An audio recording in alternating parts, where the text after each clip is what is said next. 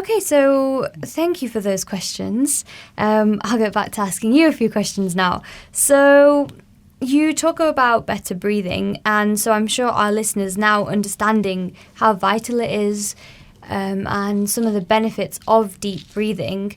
Can you explain to us what the first step is to better breathing? So one of the things, I suppose, for people to appreciate is that breathing is both a conscious and an unconscious process. Mm-hmm. What do I mean by that? So up to a few minutes ago, I was just breathing in and out and just letting it happen. But when you were taking that deep breath in, holding it and breathing out, just that one breath, I was doing it at the same time, and I was consciously aware that I was breathing in that particular way because I have control over the kind of breathing I want to do. So breathing is both a conscious and unconscious process. What tends to happen over time is that we grow and neglect the conscious side of breathing. And we just let it happen.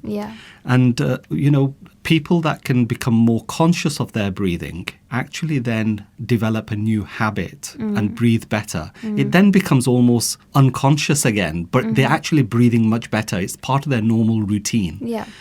So I suppose the first step to better breathing is to become more aware, to become more conscious of our breathing.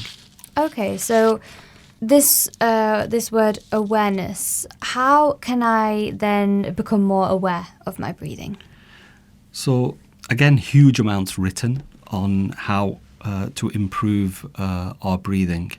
Books and books and books. And no matter how much we talk about it, there's always somebody who will have something more to say about it that actually kind of improves whatever we might do. Okay. But again, to keep things really simple, 3 top tips that I would have to start with having better breathing. The first is to breathe in and out through our nose. Okay. The nose is designed for breathing. Okay. The nostrils have these hairs which filter air. Okay. There is a chamber, there is a space behind the nose which actually cools or warms the air to 1 degree to body temperature. So actually the nose is really equipped anatomically and physiologically to allow us to breathe better. So breathe in and out through your nose. The second is breathing in and out from your tummy and belly. So use your tummy and belly. It's the diaphragm, but use that to be able to kind of breathe a little bit more deeply in and out. And then the third tip would be, as you're breathing in and out, actually breathe out, exhale a little bit more than you would normally do. The reason for this is that last little bit of exhaling, that last second, triggers the body's relaxation response that we talked about earlier. So those are my 3 tips. I think breathe in and out through the nose, use your belly and your tummy to breathe, and just exhale just that little bit more than what you would normally. So please would you be able to explain to us a practical way that we can use these tips in our daily lives? Okay, so again, there's lots of different ways that people can start to improve their breathing and becoming more aware of it. Okay, so the one I'd like to share with you is using something that hopefully you've got at your disposal all the time. Okay, and it's using your hands. Okay, and I'm just going to talk you through taking 5 really good breaths. And those 5 really good breaths are essentially tracing a breath each on your thumb and 4 fingers. Okay. So if you're right-handed, okay, so the first thing to do is just to make sure you do this in a safe environment. Okay. Don't do this just as you're walking outside and crossing the road or anything. Okay. Sit down, comfortable environment. Okay. And the first thing is, if you're right-handed, put your left hand out in front of you so that you can look at your left hand with its fingers and thumb just spread out a little bit.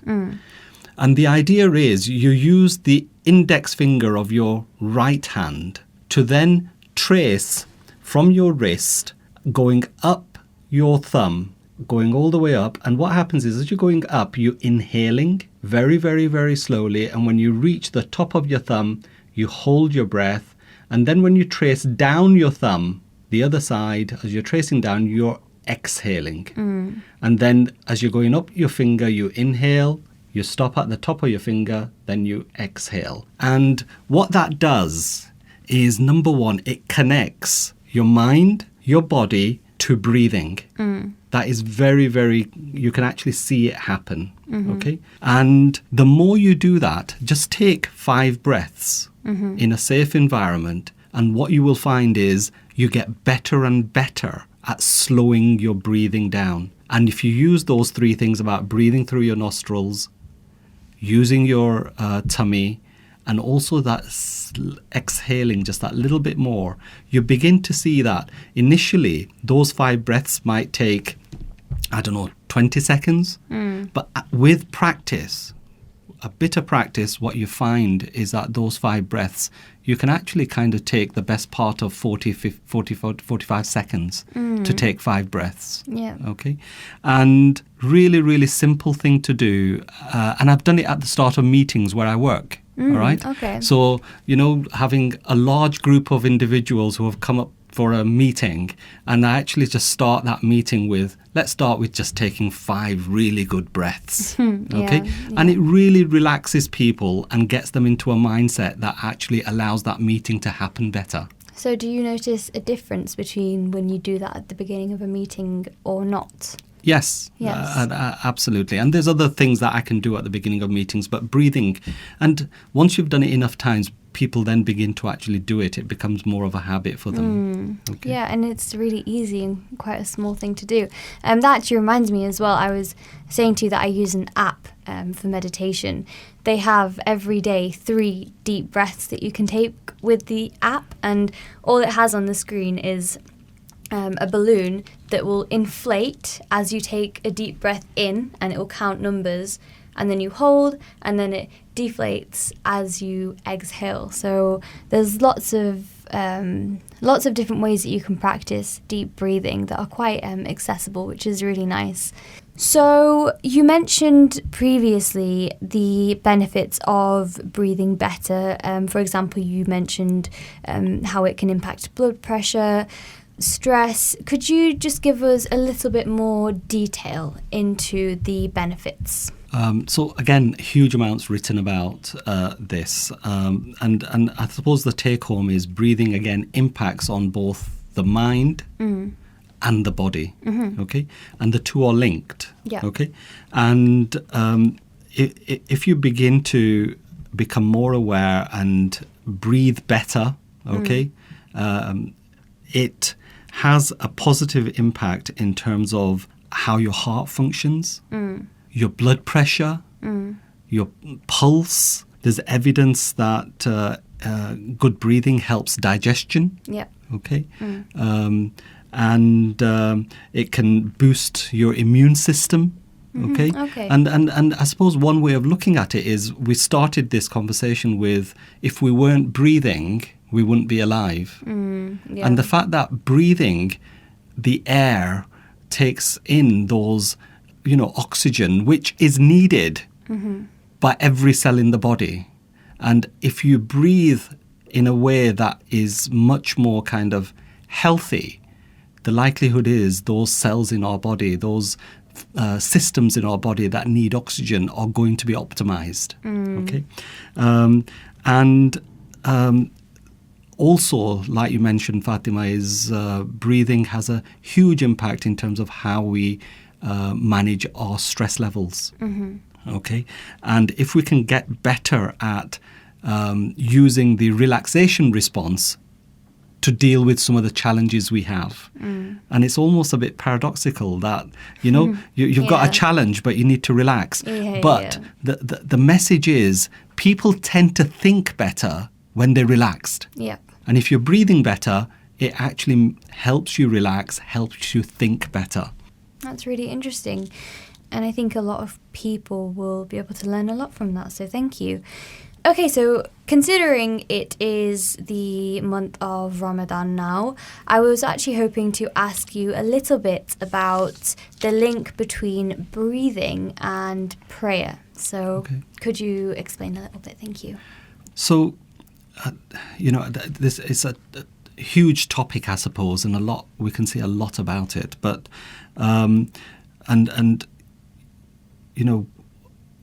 prayer means different things to different people.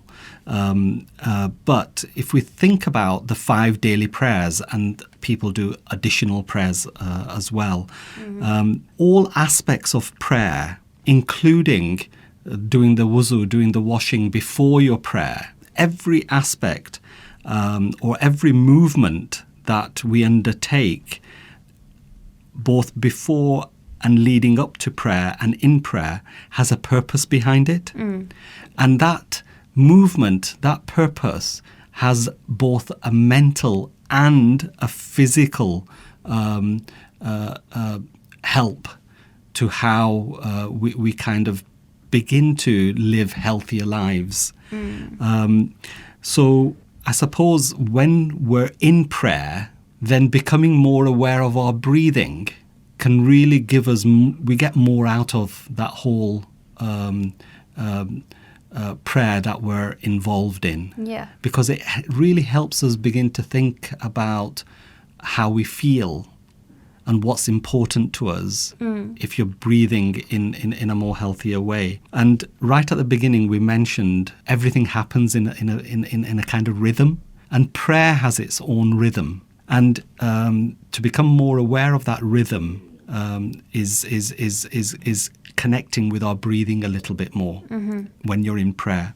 So the next time you're engaged in one of your daily prayers, if you think about those 3 things, breathing through your nose, using your tummy, and also just exhaling that little bit more, notice the difference in how you might feel when you're doing that. Do you know what that reminds me as well? If you have like an Apple Watch, it gives you a little reminder every so often when it can sense that you've been sat down for too long to stand up and just walk around, move around a little bit. And that just, I suppose it has some familiarity or it has some similarity between 5 regular prayers every day, because it encourages you to get up and just move and have some kind of motion throughout the day, which I think is really useful. Yeah, and agree totally. And that prayer bit is, again, as much mental as it is physical, and the two working together. And the fact that the shortest prayer happens in the morning when we're all quite tired and it's not easy to get up, and the longest prayer happens at the end of the day when you've done your daily work and you can hopefully kind of just unwind a bit more at the end of the day. And, I was speaking to Imrano earlier as well, and he said the Tarawih prayers after you've broken fast, they go on for the best part of an hour, if not longer, okay? Yeah. But the whole idea of doing that, in his mind, helps you kind of digest your food, okay? So this idea that, prayer has both a physical and a mental health component to it is really, really important. And breathing, again, connects the two. Yeah, that's really interesting and intriguing to listen to, actually, or to think about. So the last thing that I would like to have a little think about is actually the link between better breathing and sleeping. Sleeping is an incredibly big topic, which is why in our Wellbeing podcast, we are going to give it a whole session on its own. However, I would just like to kind of touch on the topic of how these two can work together. So really, really good question, I think, in terms of the link between breathing and sleeping. And I suppose I'd just like to leave you with an image of, hopefully, people listening will have had an opportunity to observe a baby or a child sleeping. And it really is quite hypnotic, all right? When you observe a baby sleep, because that rhythm that we talked about is amazing to watch. Okay, and it's so natural. It's just part of, and what that baby's being. And what tends to happen as we grow older is that thing that is more natural to us somehow gets eroded because of the stresses and strains and challenges that life throws at us. But there is this link between breathing and sleep. And if you're breathing better throughout the day, you're more likely to sleep better. Okay? And hopefully when we talk a little bit more about sleep, there are things that we can do to actually, just even a few minutes before we doze off, that can help us sleep better. Okay, well, thank you very much for being part of our podcast, Dr. Khan. That's the end of that now. I don't have any more questions for you. So, yes, thank you. Thank you very much. It's been a pleasure. I hope our listeners have been able to learn something from that, and make sure that you tune in at the same time next week, where we will be talking about the importance of sleep.